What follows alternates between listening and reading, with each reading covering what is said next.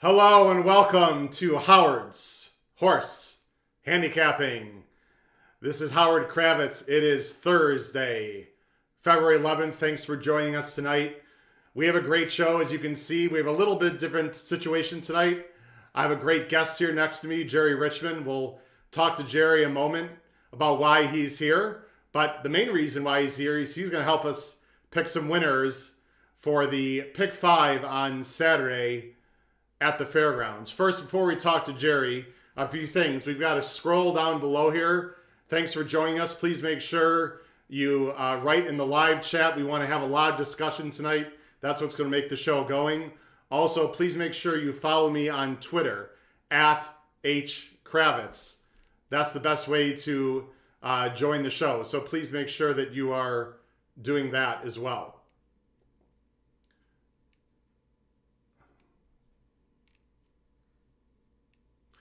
We might be experiencing some technical delays. I'm not really sure. Hold on one second.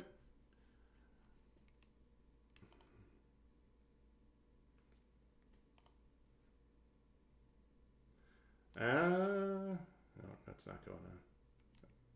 Oh.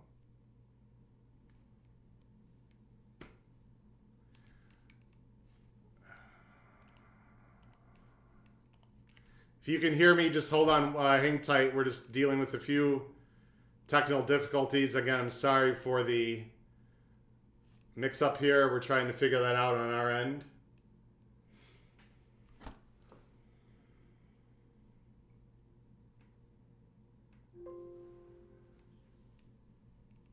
Hopefully we'll be with you shortly.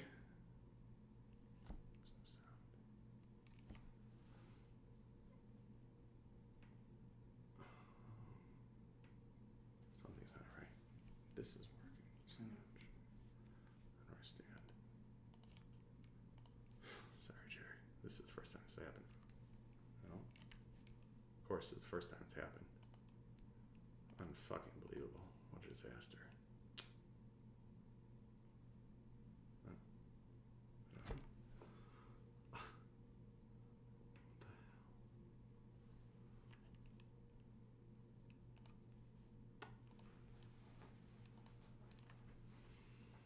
I don't know what's going on. To be very honest, this never happened before, so I don't know what's going on. There's people waiting. There's 10 people watching. Waiting. Oh, it says live. Oh, here we go. We are live. All right. Sorry, guys. We got some technical issues. Don't leave us here. All right. Again, I'm Howard Kravitz. We got Jerry Richman here. Again, greatly apologize for the technical issues. Thanks for joining us tonight on the stream. We want to hear a lot of comments. Please make sure that you, again, sign up for Twitter and follow me on Twitter. We're going to be talking about the Louisiana Derby Preview Day, Pick 5. It's a fantastic sequence. It's on Saturday. Now, there's a few bits of horse racing news we need to discuss. The weather's been basically crap in the entire Midwestern part of the country. If you live in California or you live in Florida, we're very jealous of you right now. It's snowing here tonight. It's cold. Oaklawn canceled their races for Saturday through Monday. Fairgrounds did cancel their races today, but that was only because of rain, not because of cold weather. So I'm 100% positive they will be racing this Saturday. Hopefully they're going to be on the turf. We'll just have to wait and see what happens there with the turf races, but we're planning on all that being on the turf. So there's also possible scratches going on. We're going to get into all of that. Most importantly, we're here to make sure we try to get you some winners. Again, please go on to Twitter and follow me at @HKravitz, and please make sure you subscribe down below on the channel. Again, greatly apologize for the technical issues. And again, you might want to turn your microphone up a little bit as Jerry is here live, of course, next to me. So before we get into the Pick 5 sequence, Jerry, welcome to the show. Jerry, talk a little bit about your handicapping background. We've been friends for quite a while, and really how your interest in horse racing started. Thanks, Howard. First, glad to be your first live guest. Appreciate it. And I'm working overtime now that we have the technical delays. I get some more money. In college, I met a couple guys who were degenerates. They turned me on to horse racing. One guy's family owned a horse that ran the Triple Crown in '87. I owned some horses after college. A couple guys I claimed some cheap horses at Arlington. My wife and I moved from the city. My house is 8 minutes door to door to Arlington Park.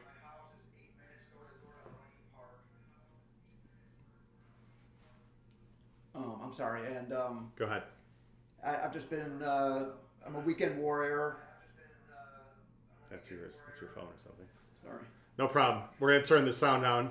Jerry's very excited. He's making his world debut. He wants to make sure everyone's listening.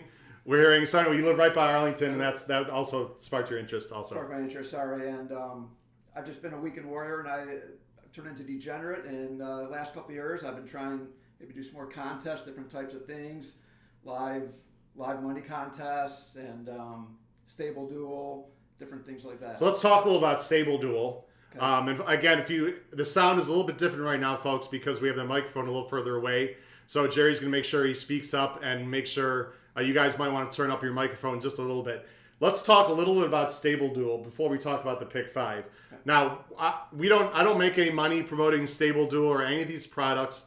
I've talked before on the show. There's a lot of different ways for you to be able to make money in horse racing. Jerry is excellent at, I believe it's only 2 years old. I think they started it at the Del Mar Breeders' Cup, I believe, was the very first stable duel contest they had, if I remember correctly. But Jerry, very briefly talk about what stable duel is, how much it costs, how people can get involved. Stable duel is a daily fantasy type thing for horse racing, like they have for football and other sports. You have a $50,000 bankroll. You have to put 10 horses on your roster. Obviously, if you have a big favorite, they might cost $10,000. Well, a long shot could cost you $500. So you have to pick your spots. It's perfect for me because I usually like betting horses that are 4-1 to 8-1. So those horses come in around $5,000 on stable duel, so I can load up my roster with a bunch of horses like that. And in terms of how much it costs, I think one of the nice things about stable duel, Jerry, is a lot of people like you and I were used to putting in relatively expensive horizontal tickets. Mm-hmm. Stable duel is a much cheaper alternative, or could be, depending on the contest that you want to play. Right. I think last weekend you were in a $100 contest and I was in a $10 contest, but right. I came in fourth and I won $75, and it was very exciting though. It was a good way to spend the day. And the nice thing is you're really not betting any money on a particular horse. So if a horse doesn't come in, you've got 9 other opportunities. Correct. And you have action in every race, or almost every race, depending on how you put your stable together. So you basically have 3 hours of, you can only spend maybe $20 watching 3 hours of horse racing. Correct. The Gulfstream one on Saturday, I was actually not doing great, and I hit 4 of the last 5 races. You get about 60 points for each win. And I came in, so I made up a lot of ground and ended up in 4th place. I just want to acknowledge Trish. Trish Smith is here tonight. Trish has been on the Matt Bernier show. I've been on it as well. Jerry's had the pleasure of being on it, so we got a connection. Trish, thanks for joining us. I see we have several people watching right now. Again, please feel free to comment anything in the chat you'd like about what you like about the show, any changes you'd like to see. And of course, when we get into the actual races, your opinions on particular horses. Thank you for joining us again. If you have some friends that are interested in horse racing, call them up right now, get them on the channel so we can get a really great conversation going. Now, Jerry, before we get to the pick 5, there's also another type of contest that I know you like that I've heard, rumor has it, you've done pretty well against me, and that's called Pick and Praise. Basically, talk a little bit about Pick and Praise, and then I'll let you boast about your success against me as well. A pick and praise, just as it sounds. You put your horses in for the day before the races start, and then you pray that they win. Unfortunately, I don't have to pray very hard against Howard. I think I'm 6-1 or 7-1 against him, and he needed a miracle by Ivar to beat me at the Keeneland one that we did. Otherwise, I could have been undefeated. So let me just say this. I know you're watching home. If you have a friend or relative that you know you have more skills at than someone else, right? I'm a better handicapper than Jerry. Look, everyone knows, right? But for some reason, that guy or girl's just got your number, like all the time. I don't know what it is. This guy gets me in Pick and Praise all the time. I'm just kidding. He's an excellent handicapper. I just had to give him some crap about it. I'll be getting him back. Don't worry about that. So, Jerry, we're going to go through the Pick 5 sequence at the Fairgrounds. Now, the Fairgrounds is an interesting track. Hopefully, again, they're going to be on turf. You guys need to watch the weather forecast because they're supposed to get a little bit of rain tomorrow, a little bit of rain Saturday. As most of you probably know, they try to leave the stake races on the turf, and they'll take the races before, earlier in the card off the turf, depending on how bad the turf is. It has been dry there and very good weather up until today when they got a really bad rainstorm. So it's a little bit up in the air. However, within our pick 5 sequence, there are 3 dirt races. So no matter what, this is going to be a great show to hopefully learn some things about these races, get our opinions, use our horses, don't use our horses. It's completely up to you. We're also going to show you some replays. So we've done a very thorough job handicapping. Those of you that have watched my show know that I look very in depth into replays and some other things. If you have not downloaded the past performances for Fairgrounds, we will have them up on the screen for you. You might, however, want to download the past performances for Saturday if you've not done that as well. So the first thing we're going to do is we're going to look at a race before the pick 5, Jerry.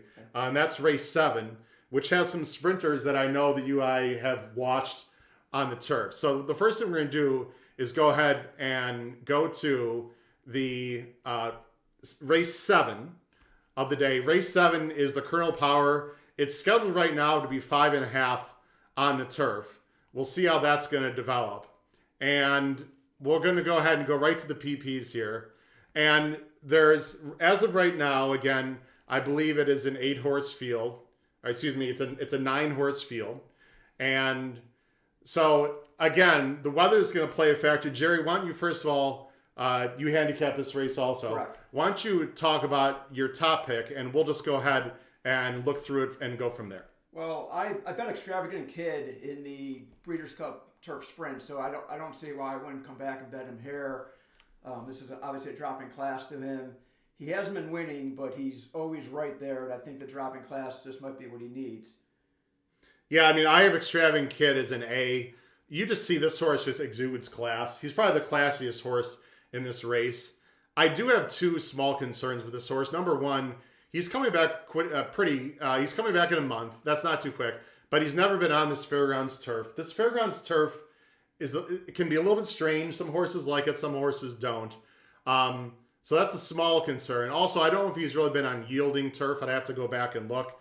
But obviously, this horse is, if he's right, should be right there.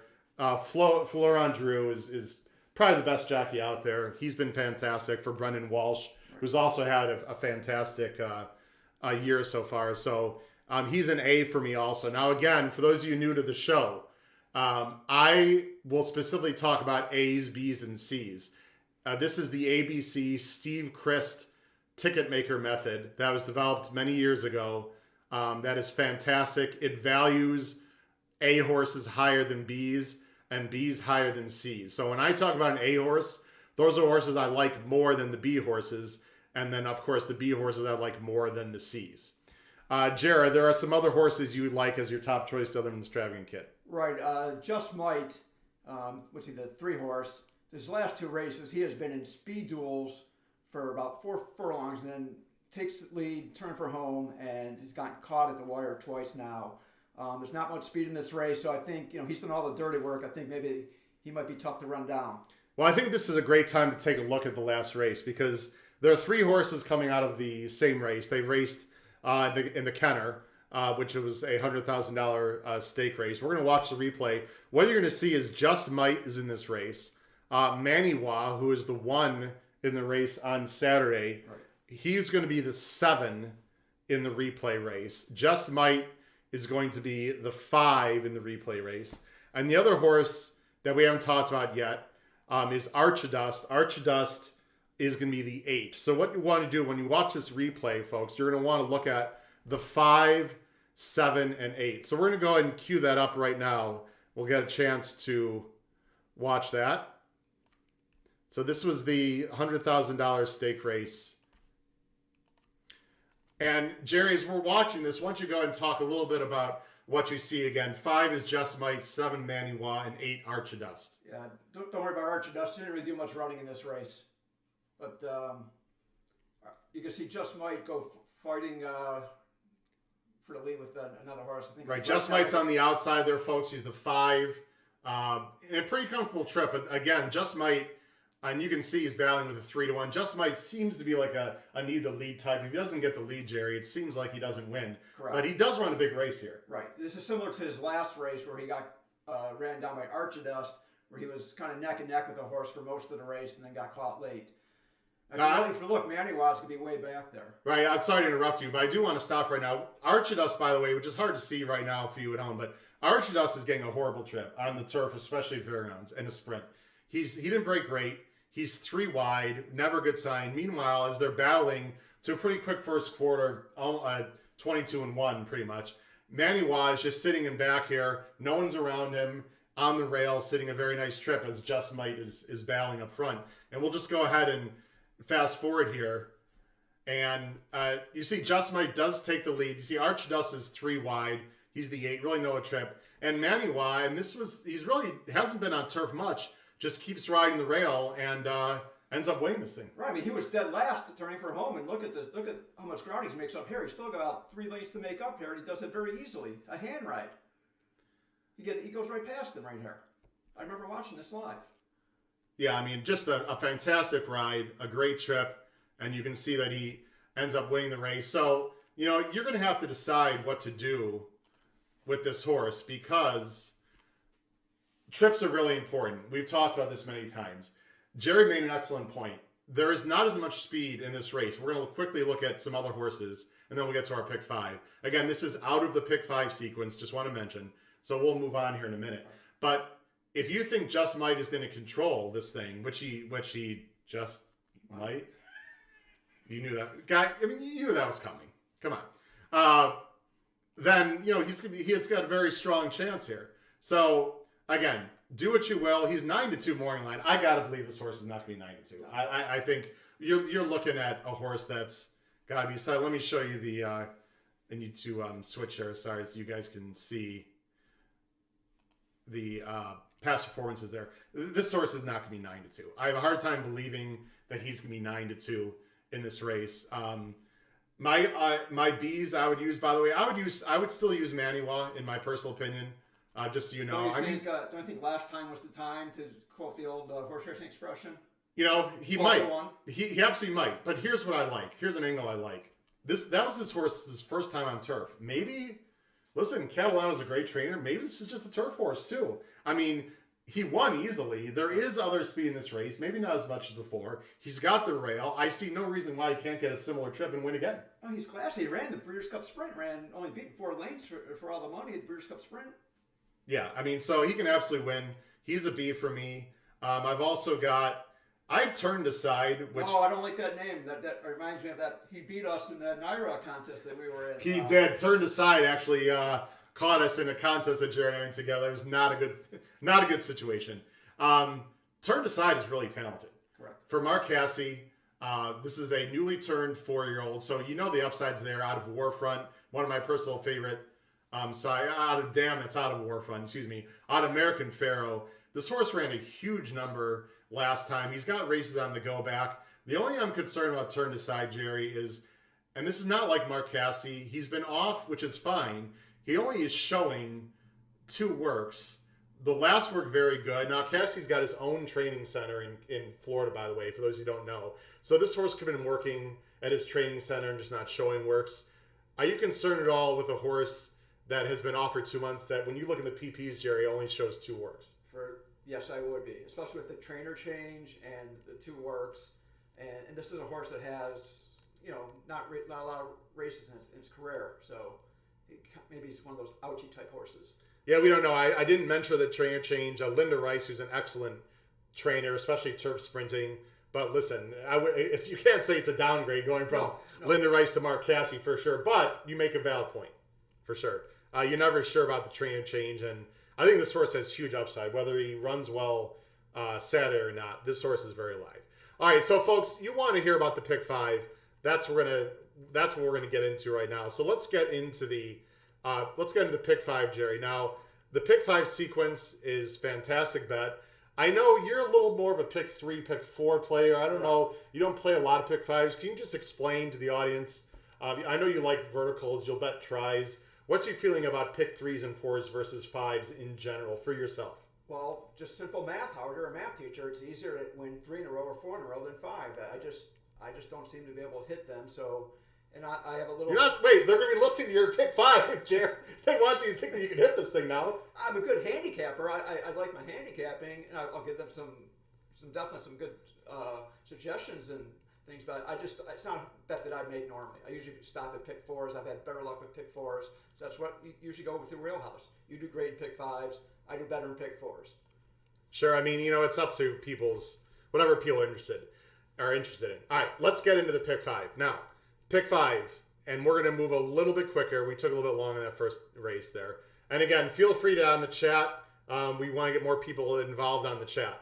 So the first race in the pick 5 starts with race 9. It's the Albert Stahl Memorial. It's 100,000. This is for filly and mares, 4 and up. They're going on the turf, a mile and 16th. Jerry, I don't know what you thought. You have some information, by the way, about a few horses that might not run. Right. We're going to get to that in a minute. Let me talk about my top horses. You see, it's a big field. I will say, folks, in my personal opinion, this is, in this sequence, I think this might be the biggest spread race of the sequence, depending on who's running. And Jerry agrees. There's a lot of horses that are inconsistent. This is a race that there's some up-and-comers. I think there's some races, some horses here that you're really not sure what they're going to do, especially with the wet turf, and you might want to spread deeply here. So the first horse that I'm going to talk about, which a horse Jerry has some information on possibly, and we're not 100% sure, a horse that might scratched, is Tuned. I like Tuned. 11. Tuned's the 11. What's that? Tuned is the 11. Okay. Trying to find the 11 here. It's not. Okay. I'll tell you what, let me make my screen a little bit smaller. Maybe we'll see the 11 here better. There we go. Sorry about that. So there's Tuned. Tuned is my top choice if he runs. Graham Motion. I looked at this race. I think there's enough speed. I like the progression. Okay, this horse goes from an 81 to an 85 to an 87. I'm not worried about the fairly quick turnaround. This horse is also French bred. So in my opinion, if it is a little bit wet, I still think this horse is going to be okay on it. Although it doesn't really show by the PPs necessarily. He does have a race. Sheeta has a race on good turf at Gulfstream. But anyway, I like the upside of this horse. It's Johnny V in to ride. Tuned is my top choice. However, Jerry, you mentioned you might have some information on Tuned for Saturday. Right. I listened to a lot of podcasts, and I was listening to one that said Tuned did not make the trip from Florida. I don't know. I do like Tuned. Tuned was definitely on my ticket. That Gulfstream race she comes out of, I think, is a much better race than the Fairground races that the horses that I'm running here. If Tuned runs Saturday, Jerry, how do you feel the chance of this horse is? She would be an A for me also. Okay, so we both like Tuned if Tuned runs. My other A, and I got to be honest, it's not its strongest opinion. My other A is Secret Message. Now, before you jump to the window on Secret Message, for Brad Cox, Sean Bridgman, we're going to watch the last race. Secret Message got an absolutely dream trip of a century. I'm usually against those kind of horses, but I think they've started to figure. I think Brad Cox has got a little more tactical speed in this horse. As you can see in his PPs, this horse used to be an absolute dead closer. He's finding more tactical speed for this horse, which I like. And the last race, she won pretty easily. Now, we're going to watch the replay of that race. That was race 9 on this day, which we're going to watch. There's a few horses coming out of this race. So we're going to watch it. You got Secret Message. You have Room to Finish, which I believe is the 5 horse in this race. Jerry's going to double check that. I believe that's the 5 horse. Yes. In this race. It is the 5. So there are some replays to watch here. I thought, by the way, Room to Finish also got a dream trip and wasn't good enough. But we're going to go ahead and watch this replay. And I believe there is a possibly another horse coming out of this race as well that ran. So there's a few horses that ran in this race that are also running on Saturday. Secret Message is the 3. Room to Finish is the 8. Dalika ran in that race. Dalika ran this race. Dalika was the 5, I believe, in this race. Yes, Dalika's the 5. So what you want to watch here is the 3, 5, and 8. So again, this race was a month ago at the Fairgrounds. I'm going to fast forward a little bit. You see Dalika is on, the 3-horse Secret Message on the inside and the back. They're getting Dream Trip. Turned Aside is right behind. And then Delika is a little bit in between horses, but certainly getting a very nice trip. Delika, you see they go a little bit wide there on the turn. The other thing I should mention is the rails are down at 0 feet, which, by the way, usually tends to favor closers. There's a little more room on the track. The other thing to keep in mind for the turf races, as we watch here for Saturday, is they should be running on lush grass. Not only might be a little bit wet, but it's been unused, I believe, recently. So you probably want to be on the inside on Saturday, just to mention here. So you've got Delika sitting very nice. Room to Finish here, Jerry, tries to come up the inside. And you could say he's used a little bit early if you want, but right now, Room to Finish is actually ahead of Secret Message here. Right, and the race before that Delika beat Secret Message ranged up, thought she was going to go right by her and hung. So I was really surprised that this race where she actually had a nice finish. So maybe it was just coming off the layoff the last time and she needed that race. So I will say, if you like Delika, now Delika was a 7-5 favorite in this race, Jerry. If you like Delika, this is not where you want to be. You've now got a horse pressing you on the outside. You're in between horses. You're not in a comfortable position. You could make the argument that Delika should just gone by in the turn anyway. But what you really, in my opinion, what you also want to watch is, again, Turned Aside, the 8-horse, and the 3-horse Secret Message. Please watch those two. I'll let Jerry talk about those 2 horses as we go through the stretch. Right. Room to Finish is looking for... Room to Finish, I'm sorry, I said Turned Aside, I apologize. And Secret Message is coming up on the outside. The 4-horse coming up on the outside, is that her? And Room to Finish is... So you think she had a good trip? I'm not so sure. So Room to Finish is on the rail here. Okay. And then Secret Message is all the way on the outside in the orange. Okay, picked up the wrong horse. Sorry about that. No problem. And they both just go right by. And Delika shows nothing here. She had no kick here, and she gets on the wrong lead also. Right. So now you could say, okay, Secret Message only beat Room to Finish by a little bit. Let's just watch this again. But here's to me, this is what matters, is the ground loss here. Now, on the turn, you're going to see, so right there, okay, so maybe it's only a little bit, but I think you could say they were pretty much even at this point in terms of the trip they've gotten. Correct. And in my opinion, Secret Message goes by Room to Finish relatively easily, considering they both basically got the same trip. Would you agree, or do you think I'm undervaluing Room to Finish here? Well, I think Room to Finish is moving up in class, so maybe, I think she has room to improve a little more. Secret Message is a little older horse, and she might be a little more inconsistent, can only throw in a good race every so often. They're both A's in my book. Also, I think it's a little bit harder to close up the inside on turf. Some horses prefer just to get that clear trip in the outside. Something to consider, again, Delika, I'm going to freeze it right there. Delika, who's the 5 and 4th, was on the wrong lead. This was not a good race for Delika. No question about it, not a good race. I have Delika as a B. Where do you see Delika on Saturday? I would not use Delika in my ticket, in my caveman ticket. It depends on the scratches and if it affects the pace of the race, but I do not like her. Okay, so there we have a disagreement. That's what it's all about. Delika is the 7. I like Delika because I think this horse is a little bit better off the pace. They take this horse back, number 1. And number 2, I don't know if she just had an off day, what the story is, but this horse has numbers that fit for sure. So, again, do what you will with Delika. There is a horse that I have also, as we quickly just go through. There is something we need to mention in this race, everyone. So I noticed on your caveman ticket, we're going to also talk about, you like Pass the Plate on your ticket. Do you want to talk about Pass the Plate at all?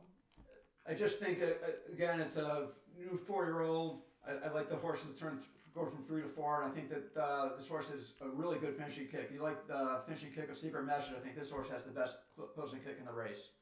And you can see, if you guys, a little bit hard to tell, but if you look on the left there above the PP lines, there's the late time form US. I know you like to look at time form also. Right. 104 is pretty darn good as a late. So just proving Jerry's point, this horse is definitely going to come kicking. The question is she good enough, and she gets set up? Anything over 100 is a very good late rating. Now, we need to talk about 2 horses. Mizzenbo, the 4, and Dream Little Dream of You, the 6. They're both cross-entered, folks, for Oaklawn on Friday, tomorrow. We don't know if they're going to run there or not. I personally believe that Mizzenbo is very interesting. I have Mizzenbo in this race as a possible B horse if she goes in here, or a C, depending on how you want to use this horse. Mainly because there's not a lot of speed. This horse is bred out of Mizzen, Mass. I'm not worried about her first 2 races of her career. This horse is obviously much better. Ran a big race in the Black Eyed Susan. This horse has improved for Norm Cassie. If Mizzenbo runs on Saturday, I think we need to use Mizzenbo in the pick 5. I'm not a big fan of A Little Dream of You. Any opinion on those 2 horses? Mizzenbo is on my caveman ticket. My note says unknown speed horse. Don't know how good she is. She's done pretty well at the Woodbine Synthetic. Sometimes that translates to turf. A lot of times it does. Okay, so anyway, there are other horses in this race. Again, we don't want to get too bogged down. I don't mean to make people blurry. Amazima, by the way, is a C horse for me. Again, another closer. I don't think Amazima is impossible. I want to talk real quick about Joy Epifera for Nacho Correas. Nacho Correas, I think we just mentioned one of his horses had Ivar, I believe, is trained by Correas. Very good trainer. This is the mystery horse. I don't really know what to do with this horse, to be honest. You can see she's got Argentine form. There's only 1 race here at Saratoga over the summer against some nice horses, by the way, Jerry. Really Sweet By and By, Blowout, Catch a Bid, who was a Chad Brown horse, now with with Joe Sharp, who ran at Sam Houston a few weeks ago in my pick 5. Did not run well, but was a nice listed stake horse. So what I'm trying to tell you is that the 10 horse has raced against some good fields. The question is, can Nacho have this horse ready for Saturday? So Howard, would you like to see action on that morning line if you're betting her, or what do you think of that? That's interesting. That's a great question. I would probably like to see a little sneaky action. If this horse was maybe like 8-1, 10-1, I'd be interested. Okay. If this horse is 20-1, not a big fan. You guys have to decide at home, how do odds affect you? Now, if you're listening, please talk about the chat. When you watch and handicap races, especially if you can see the odds, do the odds affect how you make your picks? Now, this is the first race of the sequence, so you will be able to see the odds of this horse. So when you're making your bets, whether it's vertical or horizontal, do the current odds on the board affect whether you use horses or not? It's a good discussion. Please comment in the chat, and we can talk about that as well. Let's go ahead and move on to the next race, Jerry, of the sequence. The next race is the Mine Shaft. It's on dirt. It's 1 mile and a 16th. This is a grade 3, 200K, older male horses. And there's one name on here for sure that everyone's going to know, of course.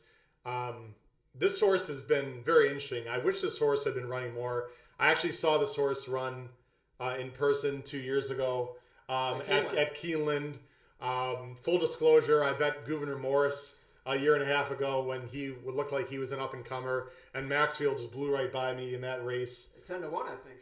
He actually was a price. Let's talk about Maxfield. I know Maxfield, 4-5 morning line right now, Jerry.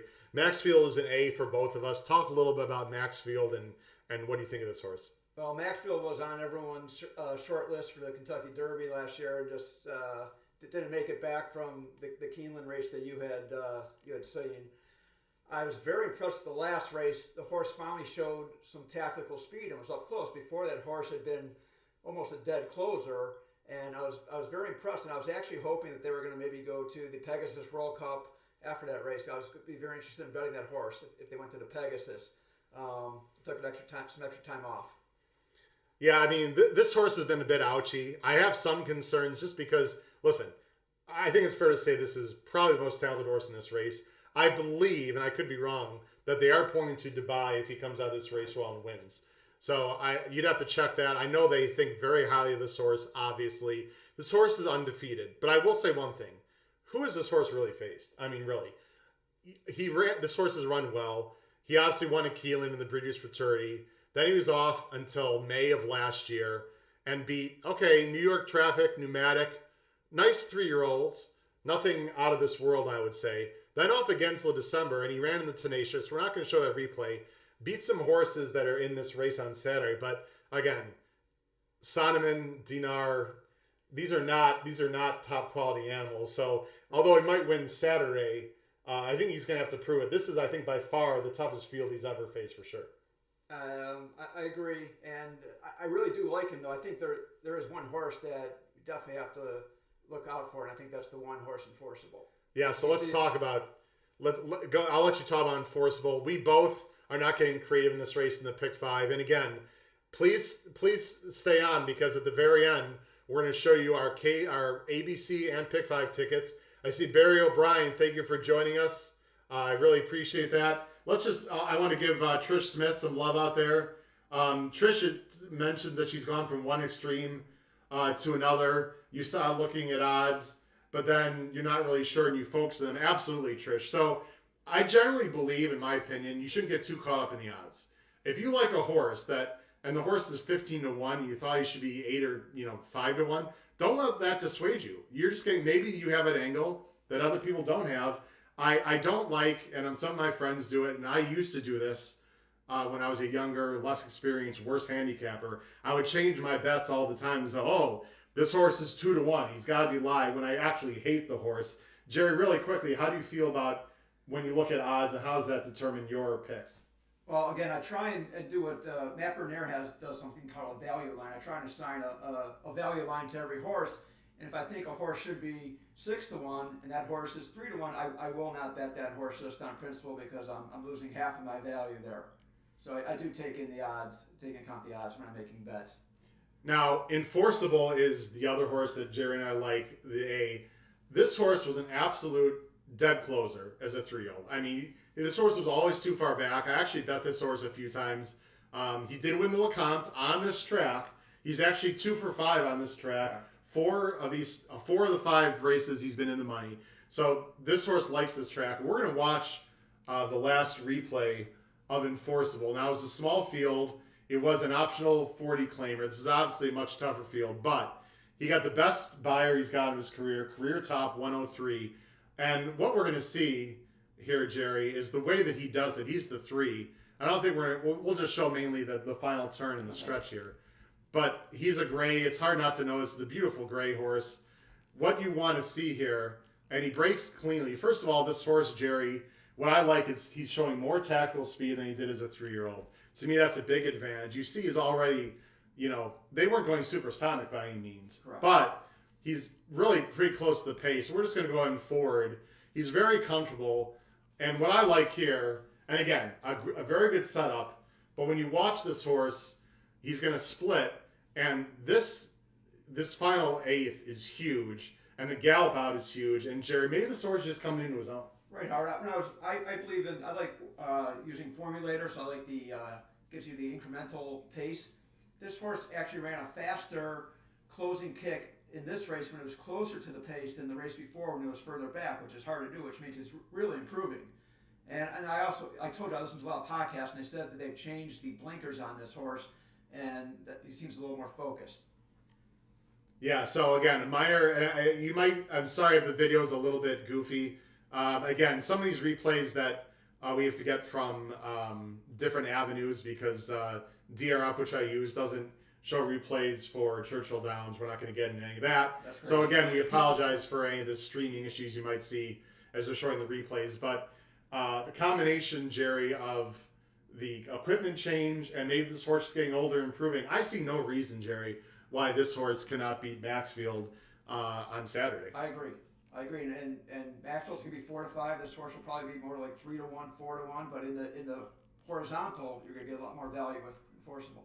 Yeah, I mean, I see no way you're getting 6 to 1 Enforceable. I think, with all due respect to the line makers out there, it's a tough job. But right now, you've got what odds are Maxfield going to be? Do you think on Saturday, Jerry? I think he could be around 4 to 5 even money. And Howard, in your experience in pick 5s, if you're going against the 4 to 5 shot with a 3 or 4 to 1, you get more value than 3 or 4. Oh, listen, even though Enforceable is 6 to 1, everyone, morning line, even if he goes off at 2 to 1, you're getting a lot more value in your horizontal plays. That's why I like the horizontal bet, because Enforceable, I think, is going to go off personally 2 to 1. I think he's going to be a strong second choice in my opinion.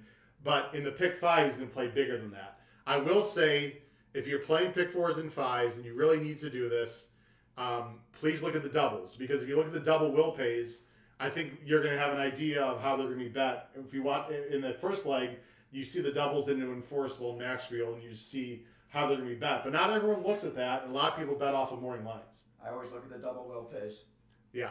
Now, I mentioned we have a few people joining us. Barry O'Brien, thanks for joining us. You said you like the 2. I do want to talk about Wells Bayou. Wells Bayou is a C for me. So I'm going to use Wells Bayou defensively. Brendan Cassidy, who I've had some great conversation with. Brendan, welcome to the show. Thanks for joining us. I know you're going to have some great opinions. Wells Bayou, Jerry, for Brad Cox. It was out for 8 months, Howard. I'm sorry? The horse was out for 8 months. Off for 8 months. Ran pretty well. Has speed. And here's the thing, Jerry. There is not a lot of speed. The only other confirmed speed in this race, really, is you have to go to the bottom of the page, and it's Blackberry Wine. So, my personal... Beat him to the lead last time. Blackberry Wine beat him to the lead last time. Yeah, so they were both in the same race. We're not going to show that race, everyone. Here's my opinion.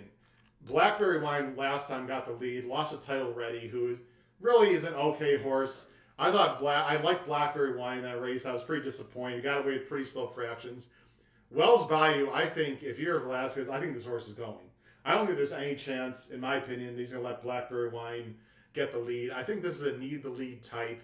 He's got some big numbers. If, for some reason, Blackberry Wine stumbles or is not as aggressive, I would not totally be shocked if Wells Bayou wires the field. Jerry, do you see any scenario where this horse can win this race? Yeah, just like you said, if he gets out on lead, if he beats Blackberry Wine to lead, I don't think he can sit off him like he did last time. If he beats him to the lead and then tries to hold off Maxfield and Enforceable coming at him in the stretch, I can definitely see it. He's a graded stakes winner. Again, an improving 4-year-old looking at Lucky. I don't think distances. It's only a mile and 16. I think Wells Bayou, you have to make a decision on. Now, the last thing I want to talk about before we move on here, Jerry, and I mentioned this before on this show, is we basically like 2 horses in this race. I'm not a big fan, and I just want to put ourselves on camera here. I'm not a big fan personally of using 2 horses in a caveman ticket, because what you're doing in a caveman ticket, folks, is if you're using 2 horses, you're basically doubling your money on 1 horse. So if you have a $100 ticket, you're spending $50, half of your money, on 1 horse. Jerry, is that something you've thought about at all, whether to just go for it with a single, or do you just play a separate ticket with a backup? How do you feel, or have you given any thought, really, to going too deep in a particular race? Well, I do agree with you, but there are some other handicaps I've heard before who like to, what they quote, lock up a race. And if I think these 2 horses, only 2 horses that can win the race, I'm willing to spend the extra money to, quote, lock it up and move on to the next leg of the pick 5. And one of the benefits of playing ABC, let's just say, for argument's sake, I like Maxfield more. I just think he's better than Enforceable. You can use Maxfield as an A, and you can Enforceable as a B. So you're still using both of them, but you're just not weighing them the same. That's the benefit of using an ABC ticket. So we're going to go ahead and move on to the next race of the sequence. And the next race of the sequence is race 11. This is the Fairgrounds Stakes. It's a grade 3. It's a mile and 1/8 on turf. Now, in my opinion here, Jerry, and we're just guessing, of course, of all the races that are going to be on or off, I would say this one has the best chance of being on the turf. It's the grade stake distance race. They don't like to take races off the turf in a graded race unless they absolutely have to. So we're just going to go ahead and assume, as we handicap this, folks, that we're going to be on the turf. Jerry, we've got an 11-horse field. You have some big names in this race. One in particular I like quite a bit. I'm going to let you go ahead and kick off your opinion of the race here as I switch to our PPs. They're going a mile and 1/8 on turf. Jerry, I'll let you go ahead and start with your top choice. Well, Factor This won this race last year, and this is when this horse got really good last year about this time. I do think he's the speed of the speed, not that much speed in the race. In a race like this, I'd like to use the best speed horse and the best closer. So I like Factor This, and I like Danceteria. I think Danceteria is the best closer. Ran its last 8th in under 11 seconds, Howard, in its last race. And we'll get to Danceteria in just a minute. I do think Factor This is going to be hard to run down, but I like to take the best speed and the best closer. So I like both the 8 and the 4. So, folks, I'm just going to flat out tell you exactly how I feel. Factor This is my best bet of the pick 5 sequence. If Factor This loses, I can still hit the ticket, but this is my single in my caveman ticket, and this is an A for me in this race. this race this horse exudes class. Always been in grade 1s, grade 2s. Had a monster year last year. And here's two other things I like a lot about this horse. I like the fact that he can run on soft turf. You see his numbers there. He won at Alice at soft. He went at Pimlico. That was a bog. At and that was a complete bog. He ran a huge race with legitimate fractions against some like at Hop Brown and Hembry. Two nice horses. Greatest stakes winners, yes. Yeah, I mean, so the only thing I'm worried about, now you can look at factor this and say, well, what happened in his last two? Okay, the Breeders' Cup Mile, listen, he only lost by 3 lengths in the Breeders' Cup Mile, taking pressure without the lead. Right. So I thought he ran a pretty decent race there, really, against Order of Australia, who I think blew up everyone's tickets that day. And then the last time, Jerry, in the Fort Lauderdale, it was an absolutely loaded race. You see Largent, you see Doswell breaking the rules. That was a very fast pace. 46 to the half, 109 to 3/4. The race somewhat fell apart. And I also like the fact that he's getting a little bit of a rest. I think this horse just needed a break. He's got 2 months. They're regrouping with this horse. The only thing I'm worried about with Factor this, other than the layoff, is the outside horse here, Spectacular Gem, who I don't think can win, but he does have speed. I think Factor this can either go to the lead or sit. This is tons the class. If he runs back to his races, Jerry, I don't think they can beat him. Right. I think he's going to be glad not to see Halliday in the race because that's the horse that's been ahead of him at the first call, the last 2 races in the Breeders' Cup and at Gulfstream. So. Yeah. I mean, so, I think Factor this. I don't think you're getting 3-1. Now, I could be wrong. I think he's the big name here. I think this horse is more like 9-5 in my opinion. We'll just have to see. But again, and also Sean Bridgman knows this horse very well. There's obviously nothing wrong with Jose Ortiz and Florent Drew, but Bridgman knows this horse well, and I think this horse is tons the class, and I think he's going to win. Okay, so quick question? Absolutely. Logical Myth, the 6th horse, has had 2 perfect trips in a row, and they always say turf racing is won by the trip. So do you think odds are that he's not getting another perfect trip? So in this race, Logical Myth is a B. Now, I used Logical Myth last time and not only win bet, but in my pick 5, he did get a great trip. Came up the rail, right? Came up the rail. We're not going to show the replay. Was 3-1 that day. And Jerry's exactly right. You guys need to watch replays. I think they're very important in general. It's part of the reason why it's really hard to get big prices anymore on horses that I call replay specials would have a lot of trouble. I don't envision this horse getting another perfect trip. And the other thing is he's not going by big agenda and back in the gym. Okay, he's going to have to go by Factor this and possibly a horse you mentioned a few minutes ago that we're going to talk about, or at least outkick that horse. Right. So Logical Myth is a B for me. Obviously, this horse can win. Let's go talk about the other horse that you already mentioned, and that's the 4, Danceteria for Grand Motion. Right. I watched the replay and I saw the fraction. I look at the fractional time when I do my handicapping.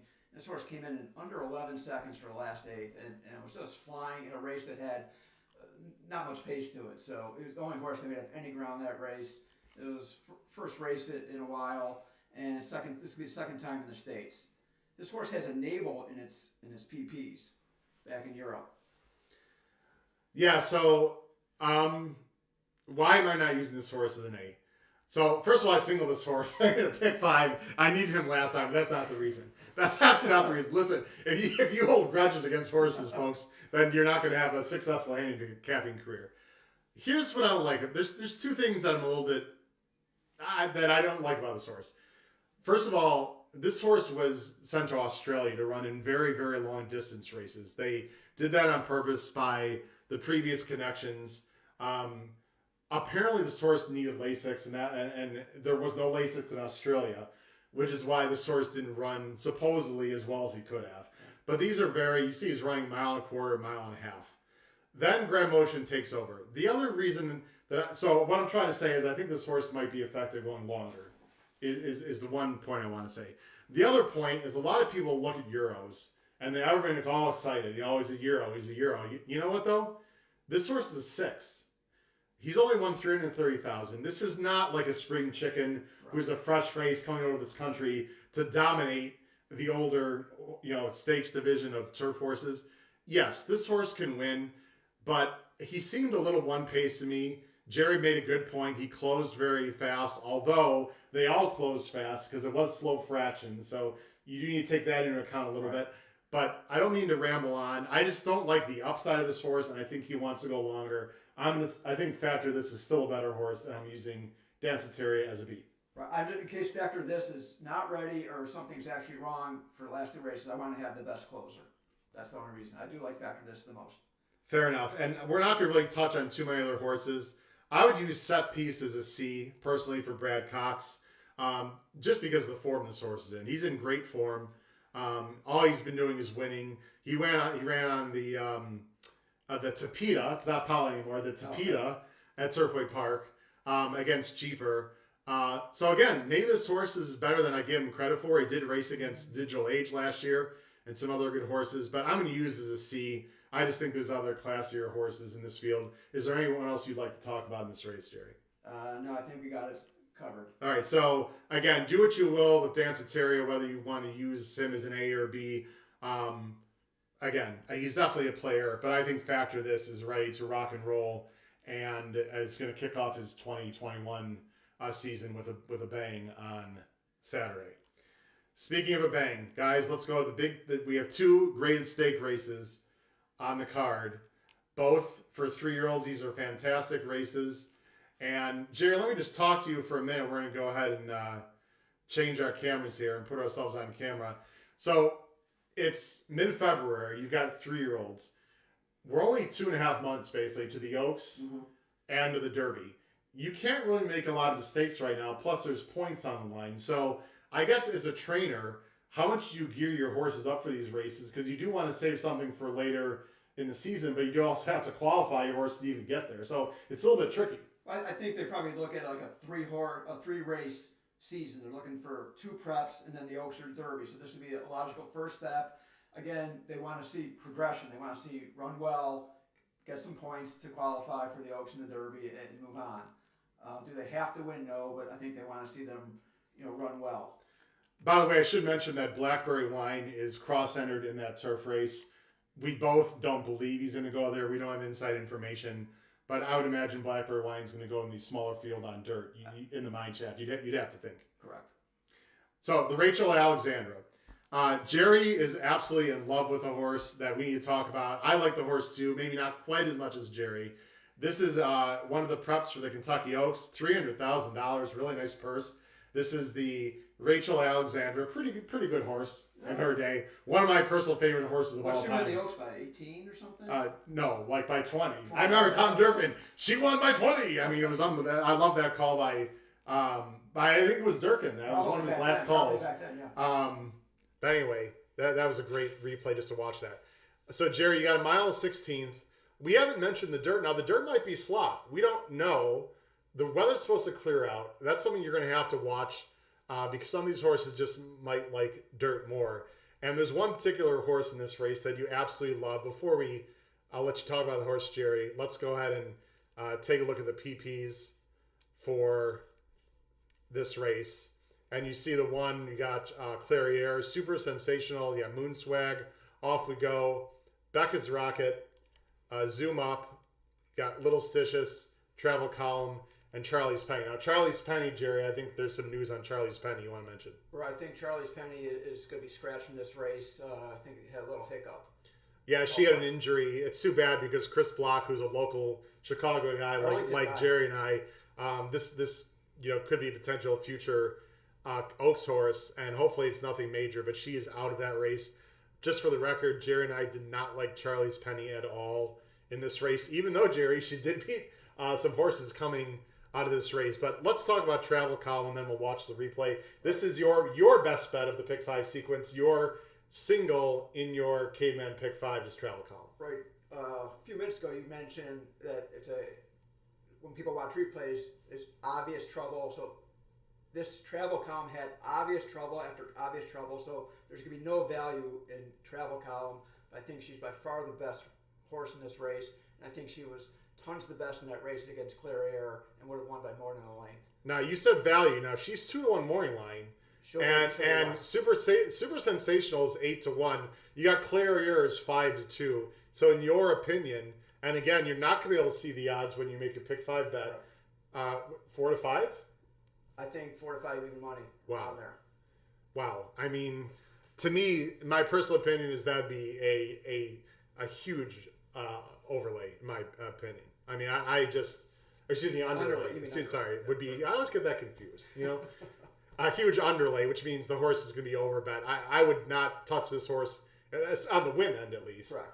At 4-5 with a 10-foot pole. Now, let's watch the race that Jerry's talking about, because folks, you want to talk about an impressive effort.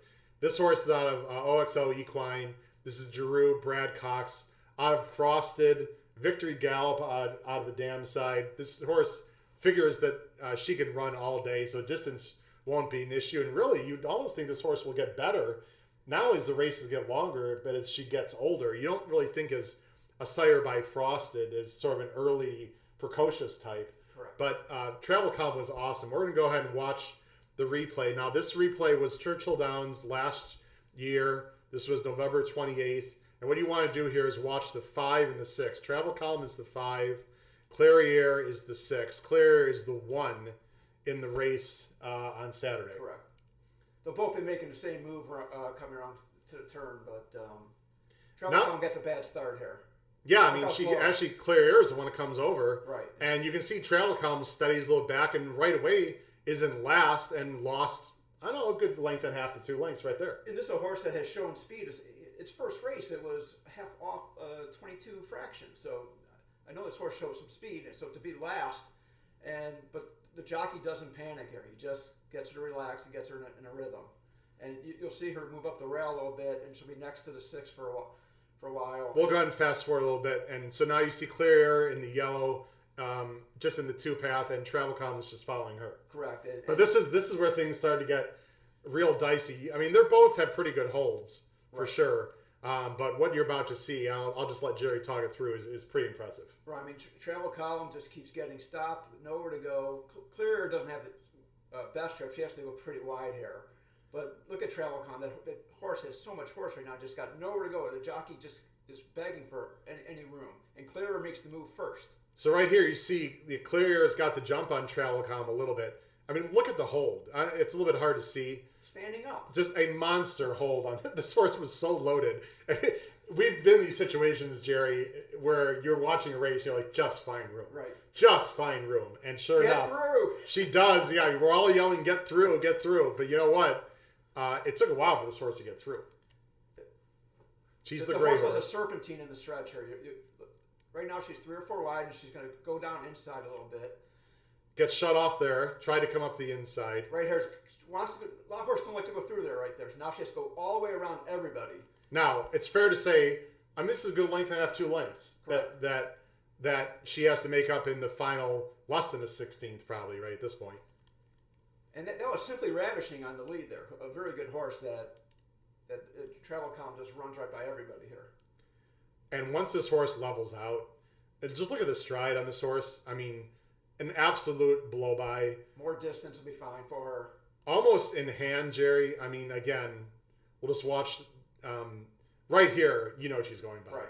I mean, really only asked a few times with the stick. And I'm sorry, folks, and just let you wins by... that's the most misleading length I think I've ever seen. Jerry, I know you like to write some things down, some common lines. You told me over the phone before you came here. What did you write down in your... Tons the best. Tons the best. Yeah, I mean... Bad start, traffic trouble on the backstretch, and then all kinds of trouble in the stretch. Yeah, I mean, so this horse is very good. There's no question about it. And so, what do you want to do with this horse? You're using this horse, sorry for the technical difficulties there. You're using this horse singling in the Caveman pick 5. Right. I don't think any other horse can beat her. The only other horse I think has a shot, because it's kind of unpredictable, is the 2 horse. Yeah, the 2 horse is super sensational. He had a bad trip also. Now, ladies and gentlemen, if this horse is 8-1, I'll be going to the bank before the race and taking out a little bit extra money. So you like her? I love this horse. Okay. Bad trip, right? I love this horse. Right. Well, it's not just the back. No, I know. So, first of all, I'm not a huge Declan Carroll fan. I mean, he can win. He's won some races before. If this horse had a top jockey, I'd like this horse a lot more. No disrespect to Declan Carroll and his family, but again, this is not the most highly percentage trainer, but he's one of the horses. He's one of the guys that rides for Mark Casse. That last trip was horrible, and we're not going to show the replay. I shouldn't really say the trip was that bad. Just this horse was ridden so passively. I didn't understand the ride, and I hope they're going to be more aggressive. I mean, if you look at the past performance here, this horse wants to be into the game, at least by the numbers. And the weird thing is she broke great. She broke well, Jerry. Now, it was her first start since October. Maybe she needed the race. She did close nicely, although not as well as I wanted. But, Jerry, they went 25-3. This is the kind of race that drives me absolutely nuts. When a jockey does not recognize the pace situation, won 25-3 for the quarter. There was a favorite on the lead, too. The big favorite was on the lead, I think, in that race. Yeah, 50 to the half. And this horse is in last. What are you doing? You letting the big favorite go slow, even though the big favorite didn't hit the board. I didn't understand the ride here at all. I want this horse more into the game. Here's my theory. I think this, by the way, this horse for me is an A, along with Travel Calm. So I have a ton of respect for Travel Calm. Do I think Travel Calm is like lengths and legs better than this horse? Maybe, but Travel Calm's off a layoff. This horse has recency. I know she can run better than she ran last time. I hope that Carroll puts this horse in the game. I know Mark Casse loves this horse. I see no reason why this horse can't turn the tables. And again, 8-1 would be an absolute steal. I think this horse can be more like 4-1, to be honest with you, because I think Travel Calm is going to take a lot of money. But I do like Super Sensational. The other horse that we just mentioned again is Clairiere. Again, Jerry, this horse is coming off the same layoff. Now, 3-year-old fillies. I know you have the teenage daughters. You know what that's like. I know some of you at home might have some teenagers at home, whether it be boys or girls. They can be finicky, right? They're changing physically. They're changing mentally all the time. These are basically young teenagers. These are middle school kids, basically, trying to raise their game and get into the big leagues in high school and whatnot. So is it not possible that Clairiere can just take a step up and beat Travel Calm this time? I mean, sure, that was only her second start, and she only lost by a length, and she didn't have the cleanest trip either. She could, if she can improve 5 or 8 buyer points, she could be right there with Travel Calm. Again, I just think Travel Calm has only had 3 races, and Travel Calm can also improve. I'm going to make a prediction, Jerry, and we'll do a little side bet on this. Okay. I think Super Sensational will be lower in odds than Clairiere, despite what the morning line odds say, because Super Sensational was favored last time. I think a lot of people like this horse and realize what happened. I could be wrong, because Asmussen takes in Stone Street. They take a lot of play. I'm very interested to see Travel Calm will be the favorite. Who's going to be the second choice? Actually, go ahead and type in the chat. Who do you think is going to be second choice? Is it going to be Clairiere, Super Sensational? I don't like the chances of the other horses. We're not even going to mention them. This is basically a 3-horse race. But between Clairiere and Super Sensational, for those of you watching, and again, we really appreciate you watching tonight, who is going to be second choice, Clairiere or Super Sensational? I think it actually might be Super Sensational. We're going to find out. Jerry, so that was the penultimate race of the Pick 5. Let's go to the last race of the sequence. This is the big race of the day. This is the Risen Star. This is basically the prep race for the Louisiana Derby, which I believe is 1 mile and 3/16. I think they're extending out the distance They a did little that bit. last year. They made this one 1 mile and 1/8 and the next one 1 mile and 3/16 to try and get it maybe a different type You got a of mile and process. 1/8. Sorry to interrupt you. You got a mile and 1/8. Let's go look at the fielder for the Risen Star. Again, there might be some changes we're going to mention. Jerry has some insight on one of the horses that might be scratched out of this race. But you got a huge 13-horse field. There's a decent amount of, this is the second round now of the Derby points. So there's more Derby points here on the line. Again, you got a big field of 13. They're going 1 mile and 1/8. So this is the first really prep of the season where they're extending out to 1 mile and 1/8. To me, Jerry, this is where you start separating the men from the boys, when you get that extra 16th and now you're facing better horses. So Jerry, we're going to talk about, actually before you talk you're about the top pick, let's talk about the 12, because the 12 in this race, keep me in mind. You have some information on. They are going to, the trainer said that they're going to wait for the Southwest, which has been, I think, moved for a week. It's supposed to be Monday. I think they're moving it back to the 20th. But that horse is going to run at Oaklawn in about 10 days instead. I did not like this horse, so I'm upset that he's not running, but he's not going to be in this race. Yeah, I mean, he was 3-1 morning line. That's right. going to completely change the odds. Right. I actually I did like this horse, or I do like this horse. Now, the Southwest is going to have Jackie's Warrior. It's going to have essential quality. I mean, that is a loaded race. This race was, I think, on paper, quite a bit easier. I agree. I'm a little surprised. Maybe they just want to keep this horse at a short. I think the Southwest is only a mile, I believe. I'll have to double check that. You could be correct. So maybe they just want to start this horse off at a shorter distance. But I'm a little surprised by that move. We'll have to keep that in. Oh my God! You got another. The one. puns are out, guys. Just might and keep me in mind. We'll just have to keep that in mind on whether Keep Me in Mind is going to run or not on Saturday. So the Rhythm Star, Jerry, you've got 13 horses. Before we talk about individual races, let's try to look at the pace scenario. So you get Star in my dreams for Dallas Stewart, who actually I like more than you do, has got some inside speed. You got Proxy, who's got some inside speed. So there's speed there.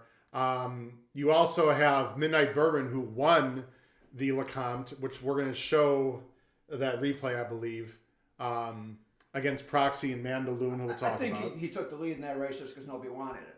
So. Well, that's going to be interesting to talk about. And then a horse that you like a lot more than I do on the outside, Right and Just, is only speed, probably the speed of the speed, but might have to break from the, if not the 13 hole, probably at least the 11 or 12 hole. Correct. So how do you see the pace scenario developing in this race, Jerry? I do see the 13 hopefully getting out and getting the lead. And then you thought that the first race of the sequence was the toughest one. I think this one might be the toughest one in terms of spread. I just could not get a great feel for this one. That's why, if you look at my ticket then, I had 5 horses. I probably could use 6 or 7. I think Jerry and I agree, guys, that the first race and the last race are your biggest Correct. Spreads of the sequence. And the middle legs you could take some stands with. So that's our general opinion. I think when you have a horse breaking far all the way on the outside that has speed, I think that automatically will raise the pace of the race. Because when you're breaking from the inside and you've got a lot of speed, yes, you have to go, but you don't have to use as much energy to get there. And so the 13 also is going to have to cross over in front of some horses, which might cause some traffic issues. Again, this is all speculation, but we've seen enough races where you have a horse from the outside cross over and can affect some other horses that are, also show some speed. So I think this is going to set up for a closer personally. We'll just have to wait and see. I think a lot of people think Fairgrounds is just a closer's track because it's such a long stretch. Not necessarily, especially in a big field, Jerry. If you're a closer, you're going to have to weave through 12 horses. So it's a little bit misleading. You figure big field, a lot of speed can help the closers, but then again, there's traffic issues. Yeah, correct, and I know probably the best closer in the race. I know you're not a big fan of. We can get to that a little later. Senor Buscador, I believe is how you pronounce that. That horse showed a ridiculous close at Remington. But again, this is a different track, and this is the big leagues.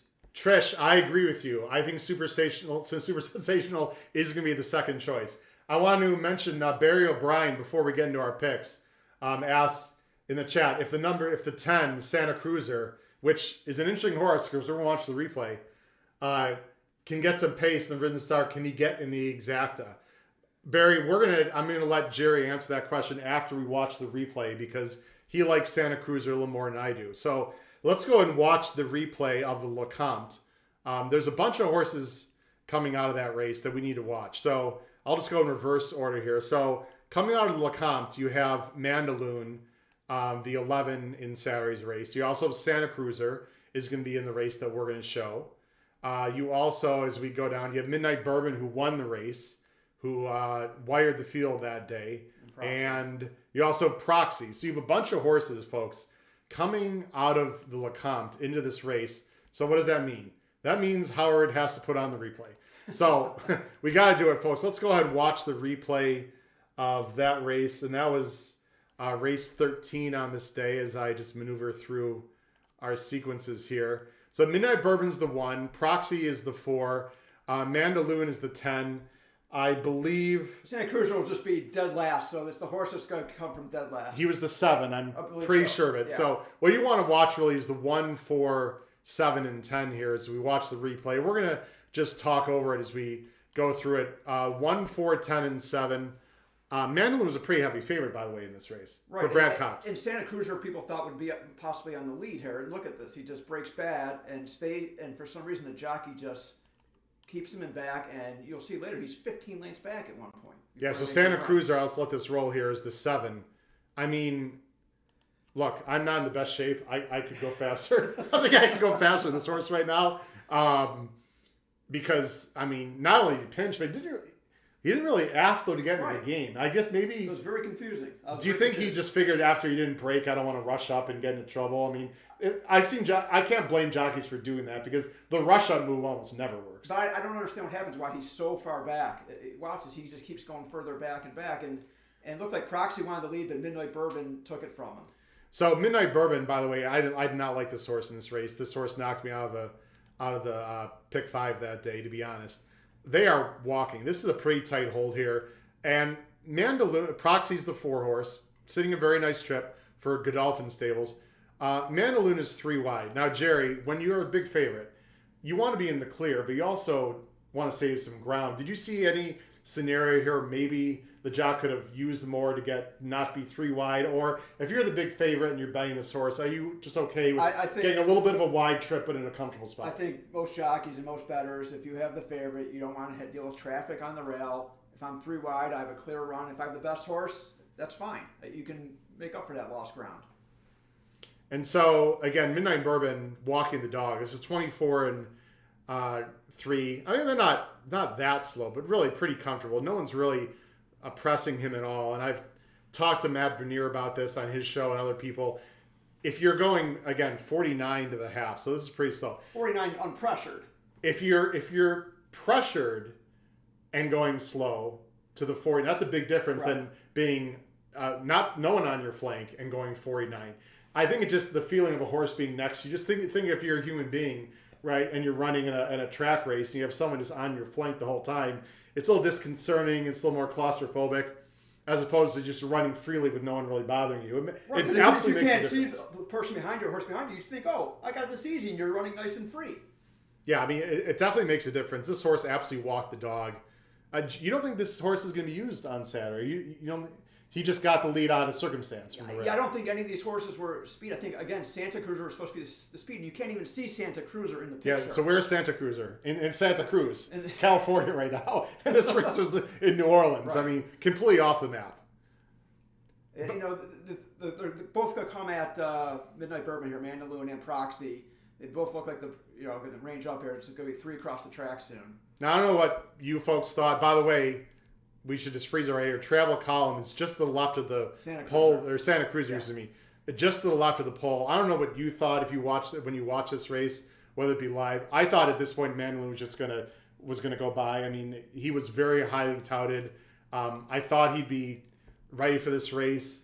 I might be overestimating Mandaloun. I mean, who knows what this horse is, but would you say this was disappointing, or this is just the beginning, a means to an end? Well, I actually bet Proxy in this race. I liked his upside better, and obviously I like the price better. And I don't like chalk so much.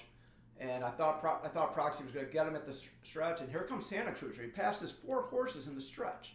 I don't know what that jockey was doing being 15 lengths back. So Santa Cruiser is the 7 that is out of your screen now. Look, Mandaloun takes the lead from Proxy, and Proxy comes back and gets him here. That shows me, I don't know about Mandaloun. And there's Santa Cruiser, who we're going to show actually the best final quarter by far. Correct. In this race. I want to back up a little bit. There is cause for some concern with Mandaloun. Here's what I don't like. I don't like, Jerry, the fact that not only did he not win the race, but he didn't go by Proxy. Now, Proxy's a decent horse. I'm not going to take anything away. I like Proxy. But you figure right here, I mean, it looks like he's going to go by. And I thought he sort of hung. I mean, this was not... Right here, he's by him. Right. And I didn't see too much contact. And so you just give credit to Proxy? Do you think Mandaloun might be a little bit of a hanger? I mean, what do you take out of that replay? He's a young horse who got rated highly over, I'm not sure why, the connections, and he had a nice win. I wasn't that high on him in this race, especially at 4 to 5, and I think he'll probably be the favorite again tomorrow. Now I want to show you. I talked about the final quarter, so I know that Barry O'Brien, you mentioned Santa Cruz in this race. If you look, and this is the great thing about DR Formulator. I love this. If you look at this, so this was the chart here. Incremental pace. And if you look at the incremental pace here, this is, you see this final quarter right here, this FIN. You go down the list, and there's Santa Cruiser 29.95 into a slow pace. I mean, so again, what do you do with Santa Cruiser? I have Santa Cruiser maybe as a C. I'll tell you why I don't like this horse as we go through the PPs. I think, first of all, he's going to get overbet because of the trouble, number one. So I'm not sure you're going to get the value there.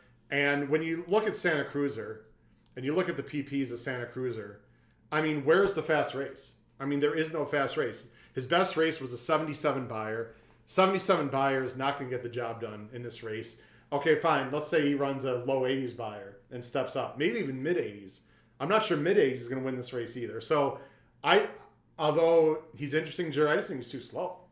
Howard, I would have a note here that 5 horses here have 1 or 2 starts coming into this race. There's a lot of unknowns in this race, and I think Santa Cruiser is going to be 10 to 15 to 1. And I used him again in my spread. I don't know if I had to do, if I was doing ABC, I don't know if I'd have him as an A, but in a spread ticket, in the Caveman, I have him on my ticket.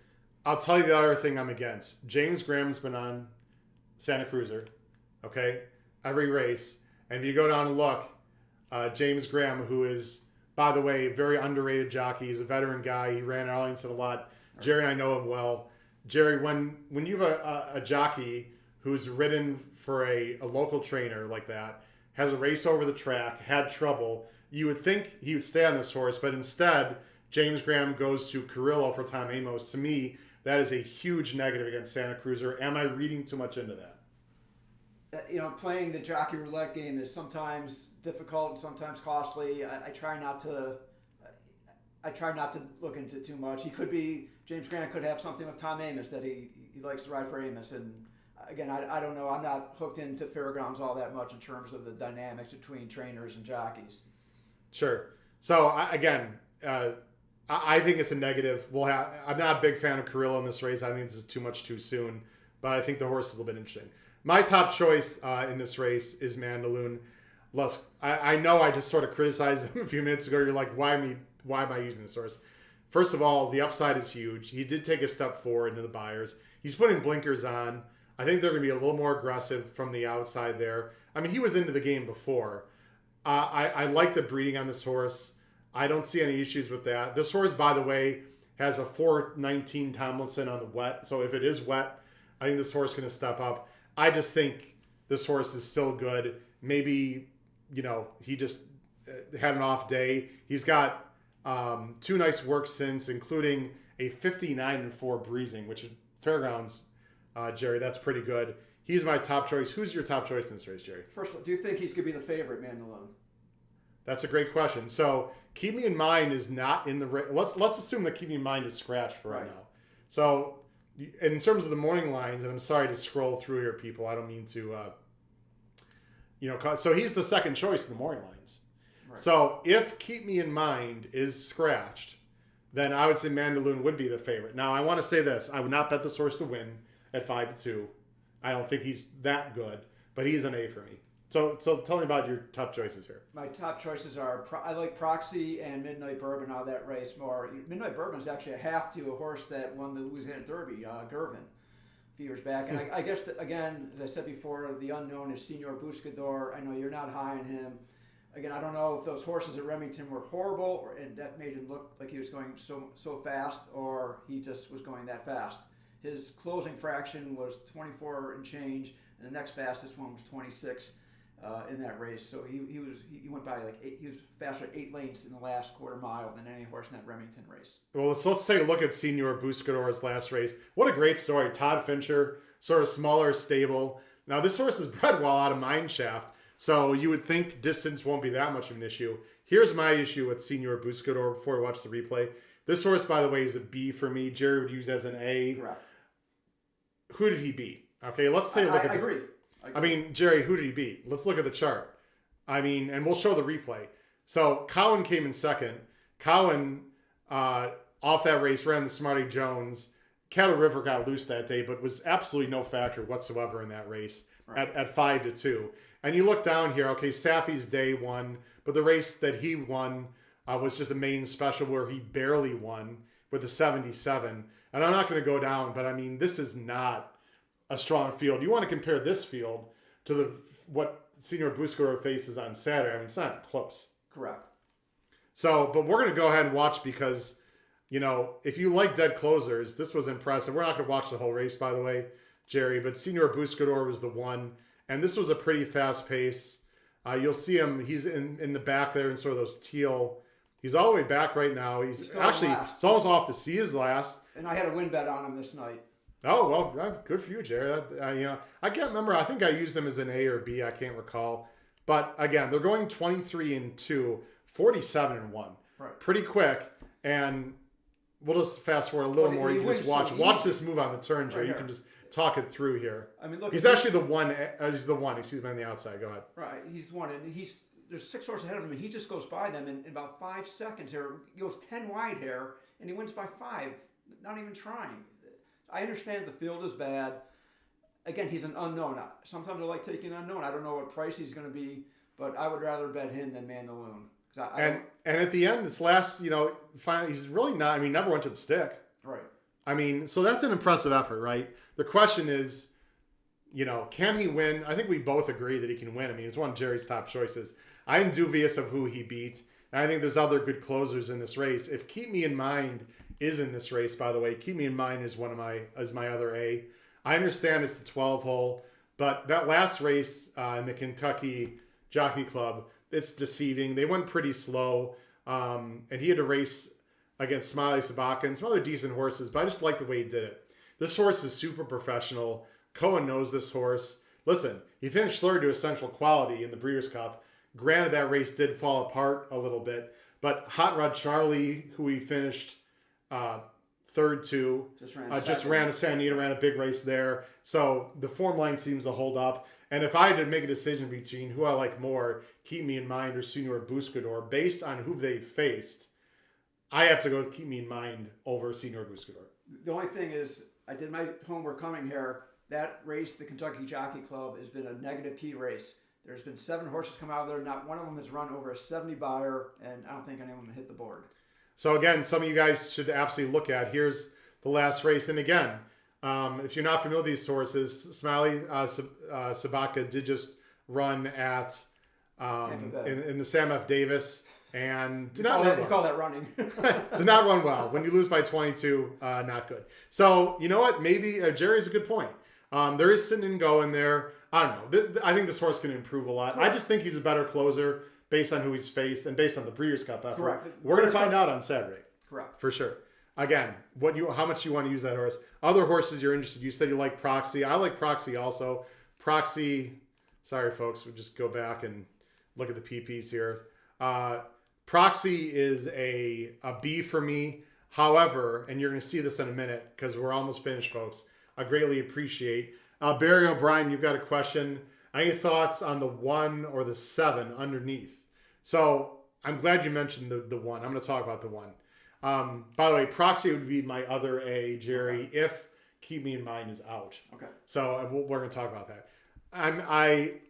Barry O'Brien's asking about the 1. You know what? I like the 1, Barry. I really do.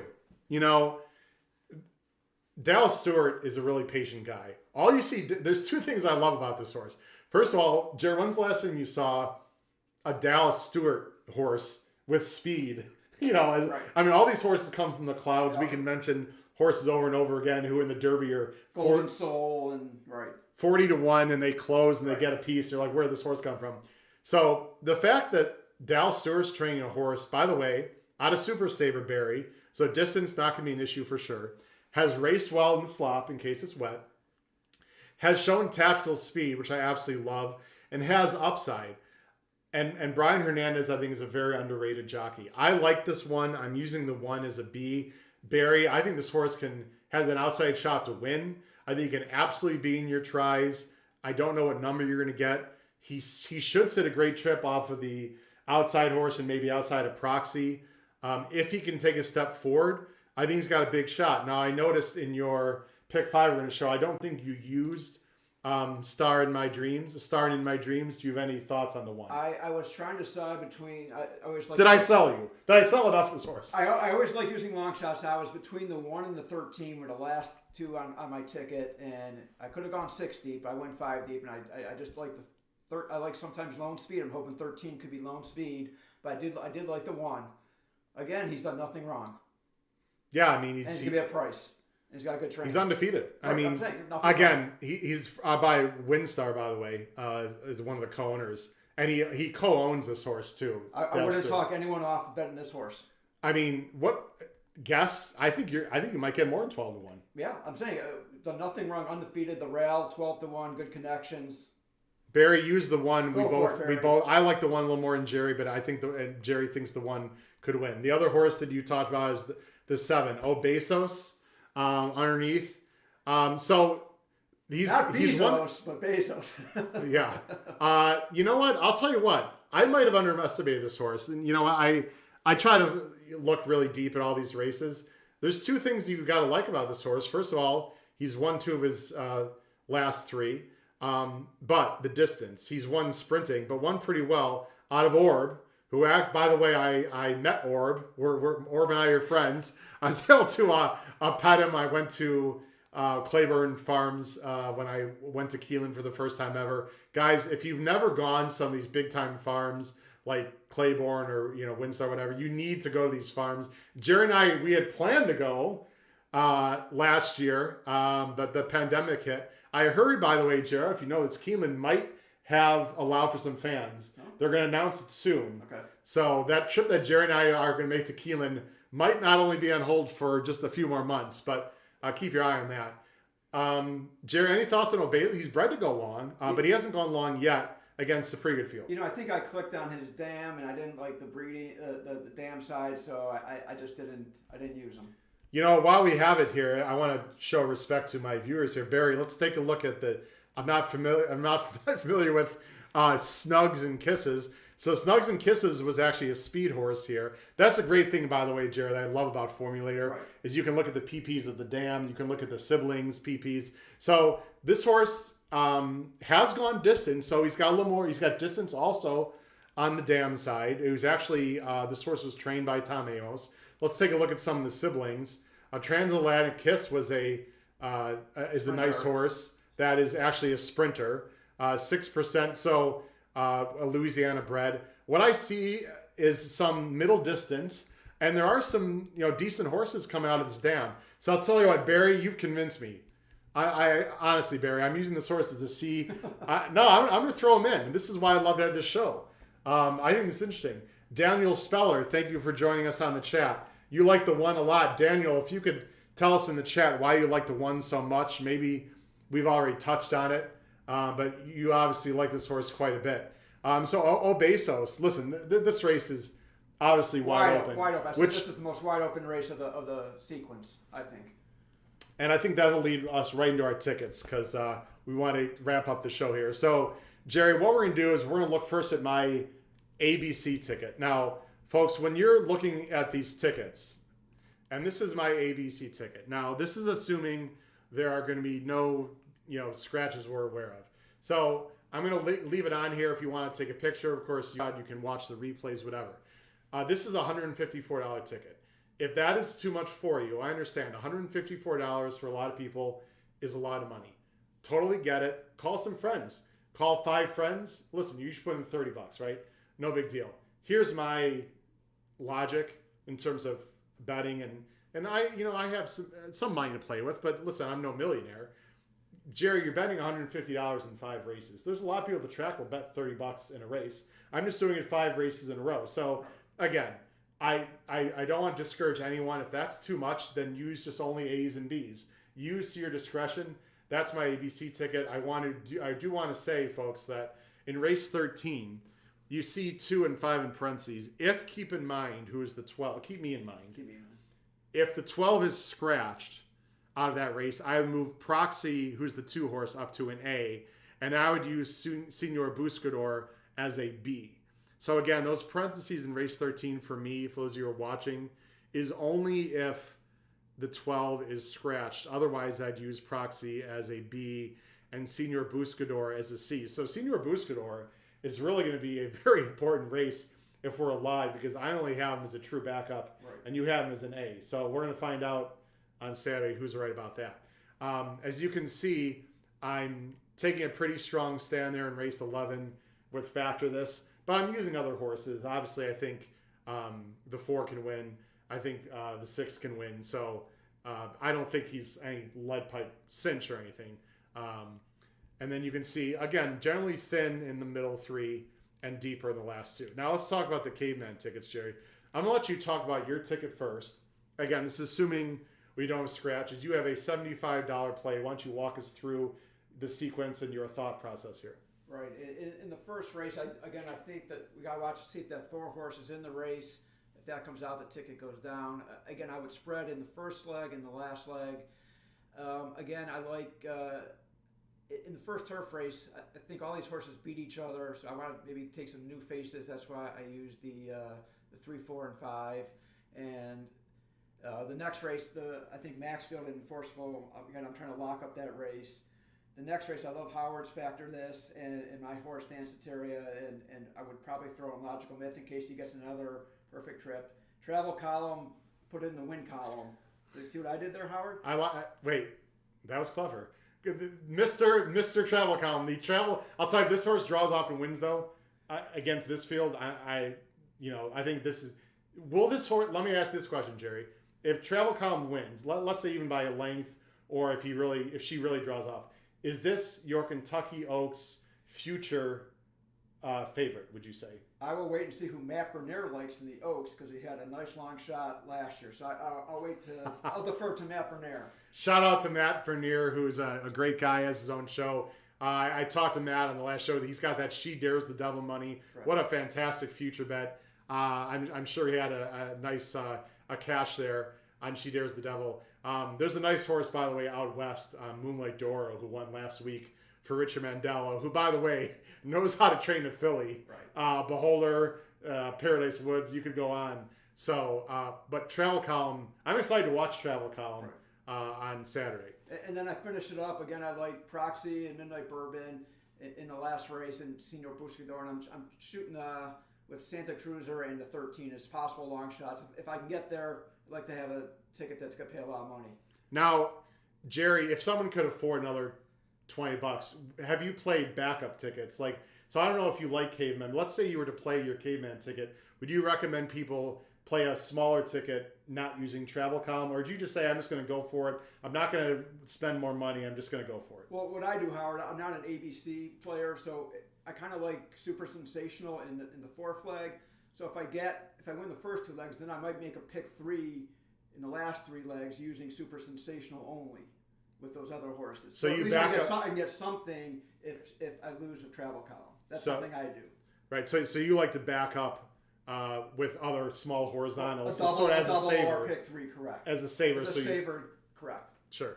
So that's definitely another way to play instead of playing another pick 5. Again, there's a zillion options out there. So for me, everyone, I've got a $90 ticket. You can see there are some similarities. The major difference, of course, is I'm singling Factor This in leg 3. So that 8, we both have an 8 singled, but please don't get confused, everyone. Those are 2 different horses in 2 different races. I'm singling Factor This. Again, I would use Senor Buscador in the last race only if the 12 is out.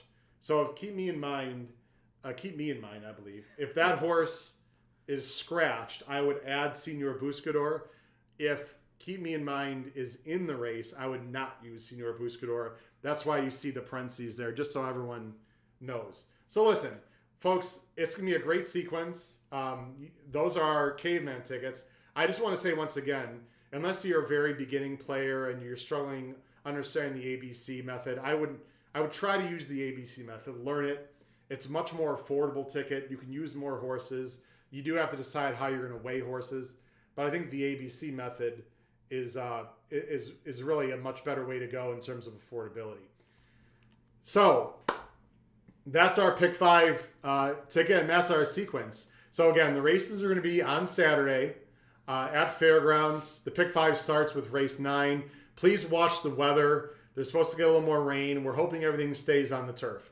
I really hope you enjoyed the show tonight, Jerry. I thought you did a fantastic job as your maiden voyage. Any closing thoughts for the fans or anything coming up forward in the Derby, or any just general opinions you have right now going on in the racing world? My opinion in the racing world, let's make this Howard Horse Handicapping YouTube channel a success. Tell your friends, get a lot of people subscribe, watch.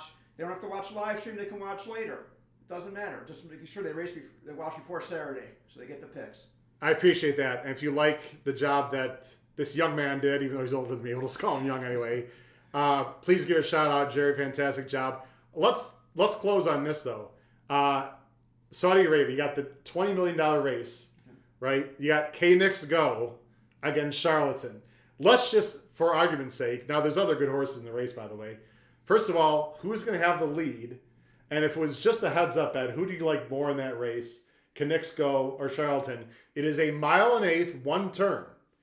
So the Saudi Cup, it's a one turn. It's next weekend, a week from Saturday, 1.8 miles. The headliners are K-Nix Go and Charlatan. First of all, who's going to have the lead in that race, Jerry? K-Nix Go will have the lead. Charlatan sat off in Nashville last race. I think Baffert is going to have him do the same thing off K-Nix Go. And when push comes to shove, of course, there's other. I don't want to show any shade towards other horses. So those other horses in the race, one of those two don't have to win. If you had to make a decision on one of those two actually winning the race, let's just say their odds are going to be relatively close. Who do you like more? I think I'd have to go with Baffert and Charlatan. I'll tell you what, I have to agree. I was a big Nashville fan. Now, you could say Nashville maybe just finally faced a tough test and just maybe he's a bit overrated. I don't think he's overrated at all. I think he's a serious horse. The way Charlatan won, I don't think a mile is going to be a problem. But I'll tell you what, I would say the fact that he's going to have to go past K-Nix Go is probably the toughest foe that he's ever going to have to pass. Because if K-Nix Go is ready, Jerry, and I think this is a sort of a quicker turnaround. I'm a little bit concerned about they weren't necessarily planning on going Brad Cox, but listen, when you got $20 million on the line, I don't know how you pass that up. I'm a little concerned that they weren't purposely going to send this horse there, at first thought, but he's just doing so well that they're sending. I think this is Charlatan's race to win or lose. I don't think the Pegasus World Cup was that great a field, and again, I'll take Baffert in big race. There you go. You can't go wrong with the silver-haired wig, as Jonathan Kitchen likes to say. So again, guys, thank you very much for watching. I hope you enjoyed the show. There will be a recap show on Monday. It will not be a live show. It will be a recap of our pick 5 at Fairgrounds. And then next Thursday, we will most likely be live again. I may have a guest. I might not. Please comment in the chat. Do you like the guest format? You can hit me up on Twitter. Again, at @HKravitz, K-R-A-V as in victory, E-T as in Tom, S as in Sam. At @HKravitz is my Twitter handle. Please follow me there. You can send me comments there as well. Do you like having a guest on the show? Would you rather I just go solo? Please talk to me about this channel. We want to make it grow as much as possible. And again, if you joined us at the beginning of the show, I apologize if there were any technical difficulties. It can happen. Good luck with your bets on Saturday, Louisiana Preview Derby Day. For Jerry Richman, this is Howard Kravitz on Howard's Horse Handicapping. Take care. Good night, everyone.